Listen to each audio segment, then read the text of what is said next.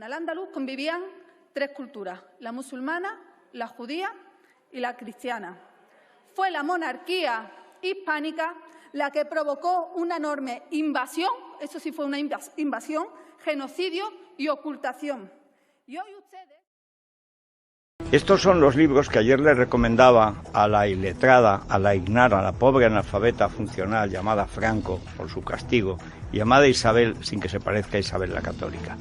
Fíjense qué diferencia entre esta pobre tarada intelectual, esta analfabeta funcional, esta desgraciada en saberes, llamada Isabel, y la gran Isabel la Católica, la mujer más importante en la historia del mundo.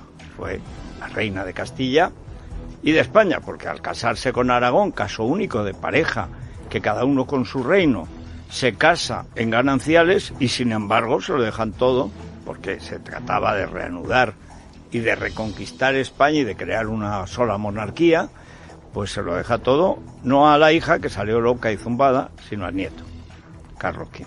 Bien. Pues yo le recomendaba el gran libro, para que no diga sandeces, sobre Al-Ándalus, es España, un enigma histórico, de don Claudio Sánchez Albornoz. Que esto para una arrojeras, aunque sea semianalfabeta, pues le debería valer, que fue presidente de la República en el exilio. Pero no voy a pretender que se lea estos dos tomos, porque a lo mejor fallecería de parto doble.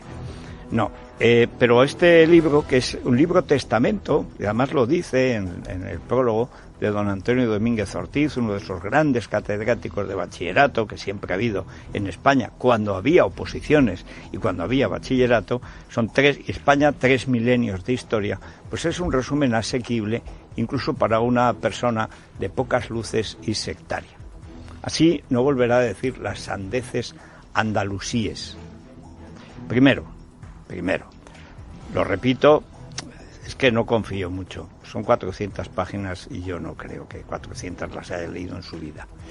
Pero esta señora es diputada que representa a todos los españoles. Entonces tiene la obligación de saber algo de la historia de España. Y no repetir sandeces, estupideces, mamarrachadas. Que esto está bien pues para el Minder del New York Times, que el otro día apareció por aquí, no sé cómo lo echaron. Deberían haberlo echado, es uno de los mayores apoyos que tuvo el golpismo catalán, el New York Times, cuando estaba allí.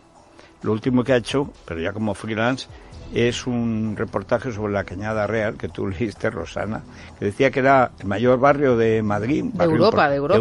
La Cañada Real. El barrio de Europa más pobre. Barrio.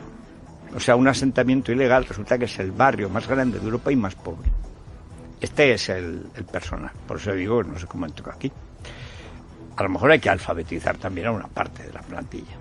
Pero Al-Ándalus, lo repito, esto también para la marquesa de Galapagar, que cristaliza en adoquín en estos asuntos, no otro más larga, en fin. Al-Ándalus era España. Para los moros, invasores, fueron los que invadieron. Los moros invadieron. Otras cosas porque la religión mahometana viene 6 siglos y pico después de la cristiana. O sea, no puede ser que los cristianos invadieran a los musulmanes. Fue al revés. 711, traiciones, contratraiciones y tal, y un grupo de unos 14.000 musulmanes, ayudados por algunos judíos que estaban en las ciudades pues sometidos al yugo de los godos, porque los godos tenían una cosa que no debe tener nunca una monarquía, que es elecciones. La monarquía no admite elecciones. Cuando hay elecciones, es decir, cuando se elige un rey, lo que sucede es que el que pierde, pues piensa en lo que se ha llamado en una comedia clásica del teatro español, el puñal del godo, que matan al rey para ir otra vez a elecciones. Parece Cataluña, ¿verdad? Bueno, pues eso hacían los godos. En 2 siglos tuvimos cada 40 reyes godos, 40. Y los 2 últimos, Vitiza y Rodrigo, fueron jefes de respectivos clanes que se apuñalaron, se asesinaron. Rodrigo echó mano de don Julián, a don Julián le había levantado la hija el rey, don Julián se vengó, en fin, estas cosas entre míticas y ciertas. En general suelen ser ciertas. Pero lo esencial, entraron 14.000, luego reforzados por unos pocos miles más, y arrasaron salvajemente con todo lo que tocaron. Esa fue la invasión.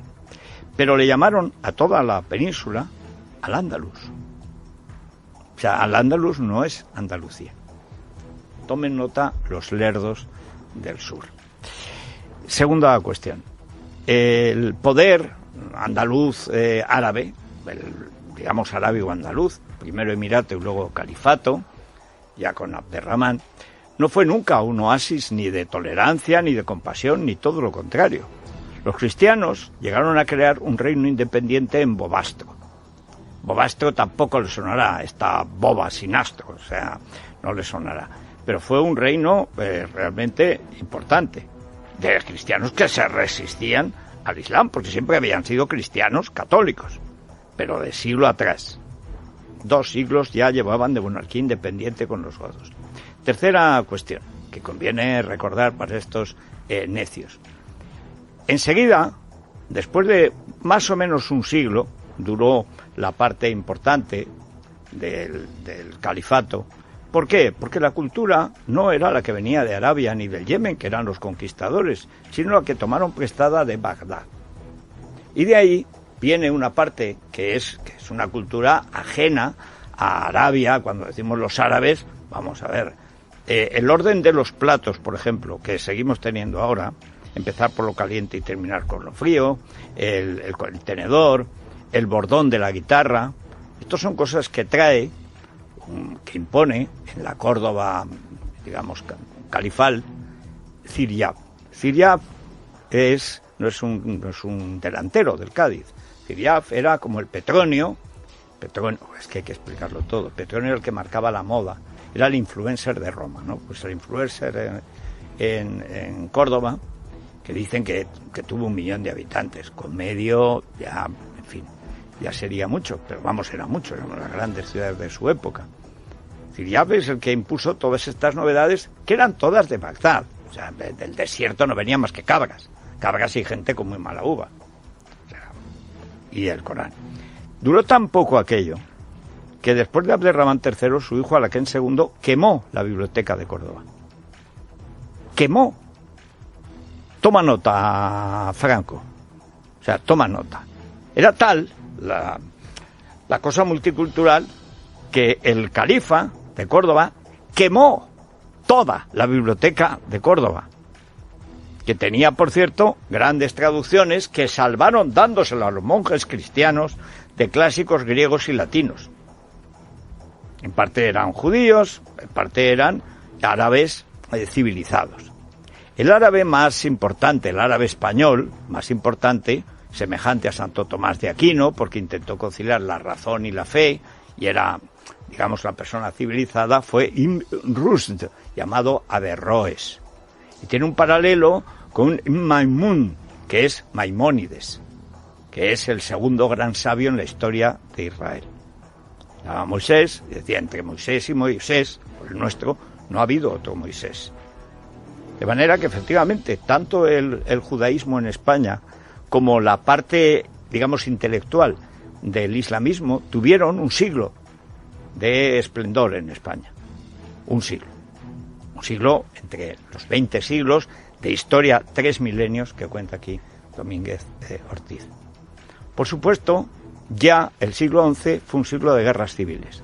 Contaba ayer, se desató la fitna.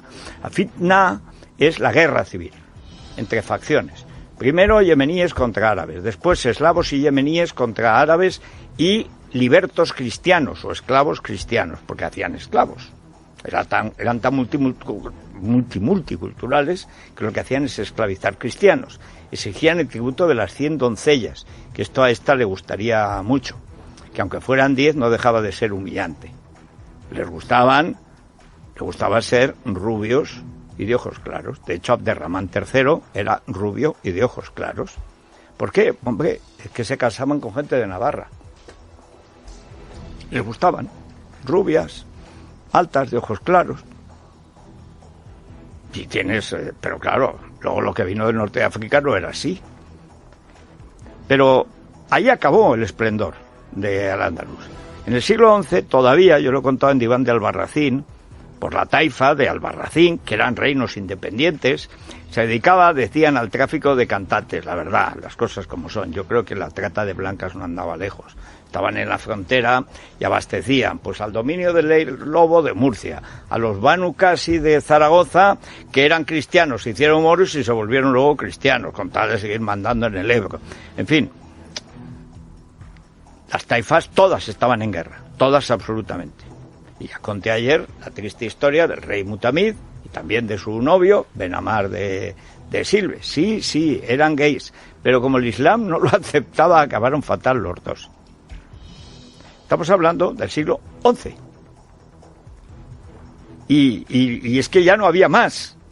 Ya cuando llega el siglo XIV y toma el Valle del Guadalquivir, Fernando III el Santo y su hijo, Alfonso X el Sabio, toman todo el Valle del Guadalquivir, se van hasta Cádiz, y toman además Murcia.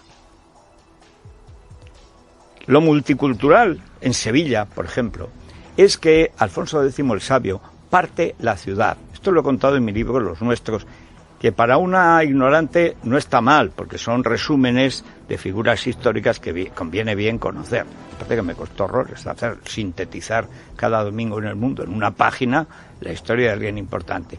Pues Alfonso X divide en 4 barrios, por su procedencia, a los sevillanos, y crea el nodo, el símbolo de la ciudad, y luego es el que organiza la ciudad de Murcia, y la ciudad de Sevilla, tal y como la conocemos ahora, la crea, la delimita, la dibuja Alfonso X el Sabio, que era el hijo de Fernando III el Santo, el que la conquistó, mediante un puente de barcas que atravesó el Guadalquivir. Todo eso es parte de la historia de España, porque Andalucía siempre ha sido parte de la historia de España. No siempre ha sido tan pobre como ahora. A veces ha tenido gobernantes más inteligentes, más cultos, aunque siempre ha habido un grupo de andaluces finos y cultos. Esa cosa estrepitosa, no crean ustedes que ha sido lo tradicional. Bien, no hablen más de lo de las 3 religiones, pues simplemente que los judíos, que para sobrevivir tenían que espabilarse, se dedicaban a la traducción y a la recaudación de impuestos. Recaudar impuestos no ha sido siempre muy popular y eso es lo que acarreó sus persecuciones. Hasta el punto de que en el fuero de Albarracín de los Ben Racín, la taifa de los Ben Racín, su hijo se llamaba Judail, pero fue el único heredero, en el tercero ya llegaron los cristianos.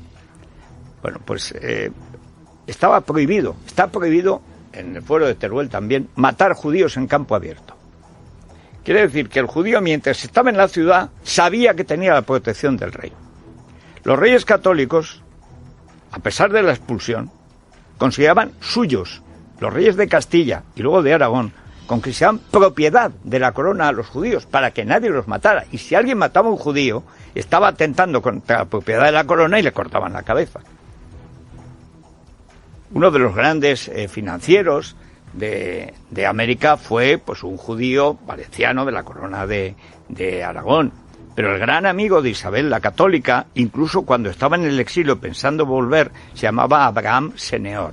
Seneor fue casi como un padre para Isabel la Católica. Huérfana, en fin, unas circunstancias familiares penosas. Son los reyes cristianos los que intentan establecer desde el principio una convivencia. Por supuesto con la idea de que se convirtieran. Ninguna religión deja de pensar, salvo los judíos, que racialmente no se quieren mezclar, pero los musulmanes siempre han querido convertir a todo el mundo por la fuerza, y los cristianos por la prédica y por la fuerza si no funciona muy bien. Todos los proyectos multiculturales son cristianos. Con los árabes existía una tolerancia pagada.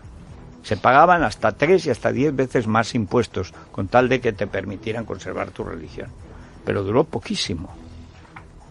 Los proyectos multiculturales, la Escuela de Traductores de Toledo, el gran proyecto navarro, Rex Totius Hispaniae, siempre fue reconstruir la monarquía hispánica, que es la que había cuando llegaron los árabes. O sea, Franco, que te puedo llamarla generalísima, que tienes que leer esto y enterarte antes de decir gansadas, porque representas a toda la nación española, cuya historia desconoces, pateas, coceas y esputas. entérate antes de hablar. En Al-Ándalus convivían tres culturas, la musulmana, la judía y la cristiana. Fue la monarquía hispánica la que provocó una enorme invasión, eso sí fue una invasión, genocidio y ocultación. Y hoy ustedes, señores de la ultraderecha y el resto de la Cámara, van a visitar la Alhambra, la Giralda y la Mezquita y pasean por una Andalucía